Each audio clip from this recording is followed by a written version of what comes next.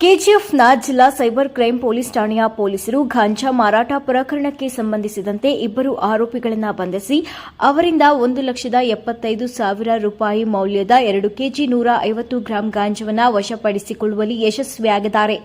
Bethamangala police ಠಾಣಾ ವ್ಯಾಪ್ತಿಯ ತಾಯಲೂರು cross ಬಳಿ ಗಾಂಜಾ ಮಾರಾಟ ಮಾಡುತ್ತಿರುವ ಬಗ್ಗೆ ಖಚಿತ ಮಾಹಿತಿಯನ್ನು ಆಧರಿಸಿ ಸೈಬರ್ ಕ್ರೈಂ ಅಪರಾಧ ಪೊಲೀಸ್ ಠಾಣೆ ಇನ್ಸ್ಪೆಕ್ಟರ್ ಲಕ್ಷ್ಮೀನಾರಾಯಣ್ ಹಾಗೂ ಸಿಬ್ಬಂದಿಗಳು ಕೂಡಲೇ ದಾಳಿ ನಡೆಸಿ ಆಂಧ್ರಪ್ರದೇಶದ ಚಿತ್ತೂರು ಜಿಲ್ಲೆಯ ರಾಯಲೂರು ಗ್ರಾಮದ ವಾಸಿ ಗೋವರ್ಧನ್ ಹಾಗೂ ಗೌನಿವಾರಪಲ್ಲಿ ಗ್ರಾಮದ ವಾಸಿ ನಾಗೇಶ್ ಎಂಬುವರನ್ನು ಬಂಧಿಸಿ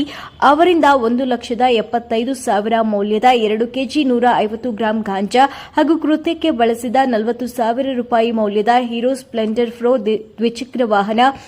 ಒಟ್ಟು 2,15,000 ಮೌಲ್ಯದ ಮಾಲನ್ನು ವಶಪಡಿಸಿಕೊಂಡು ಆರೋಪಿಗಳ ವಿರುದ್ಧ ಕಾನೂನು ಕ್ರಮವನ್ನು ಎಸಗಿದ್ದಾರೆ.